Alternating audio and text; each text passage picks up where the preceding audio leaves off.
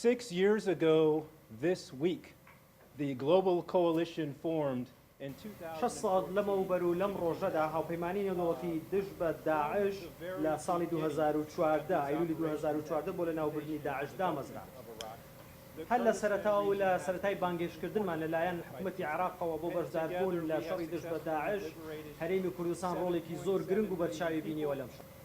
پێکەوە توانیومانە لە ماوەی ئەو 6 ساڵەی ڕابردوو 7,700,000 کەس و 110,000 کیلومتر چوارگۆشە لەژێر دەستی داعشی دڕندە و خوێنڕێژ ڕزگار بکەین.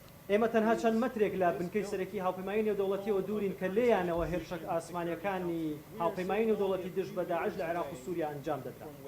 هاوپەیمانی نێودەوڵەتی لەو ماوەی ڕابردوو 35,000 هێرشی ئاسمانی لە سووریا و عێراق لە دژی داعش ئەنجام داوە. لەسەر زەویش هاوپەیمانی پاڵپشتی پێشمەرگە و هێزە عێراقیەکان و دژە تیرۆری کردووە لە ڕاهێنان و ڕاوێژ و لە ڕووی ڕاهێنان و ڕاوێژ و هاوکاریەوە. هاوپەیمانی نێودەوڵەتی ڕێز و پێزانینی هەیە بۆ ئازایەتی پێشمەرگە لە شەڕی دژ بە داعش و پاراستنی خەڵکیدا ژمارەیەکی زۆر وازیان لە کار و کەسابەت و کاری کێڵەکانی خۆشیان هێنا دەستیان دایە چەک و چوونە بەرەکانی جەنگ.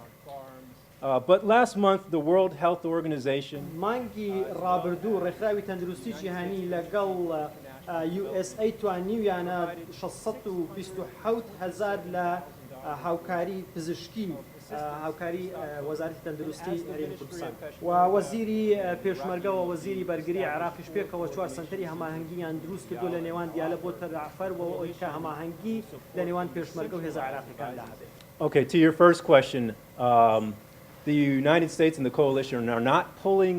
ئەمریکا هاوپەیمانی نێودەوڵەتی لە ئەرکەکەیان ناکشێنەوە بەڵکو شێوازی کارەکەیانە گۆڕن بۆ ئەوەی کە هاوکاری هێزە ئەمنیەکان بکەن لە پێشمەرگەوە لە هێزە عێراقیەکان بۆ لە ناوبردنی پاشماوەکان. ئێمە بەهێزترین و باشترین فڕۆکەمان هەیە مەبەستم لە هاوپەیمانی نێودەوڵەتیە و ئێمە فڕۆکەی بێ فڕۆکەوانیشمان هەیە بۆ چاودێریکردن و هاوکاریکردنی ئۆپراسیۆن.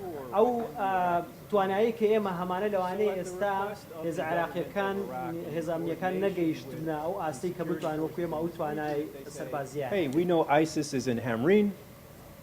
Please, let's verify this.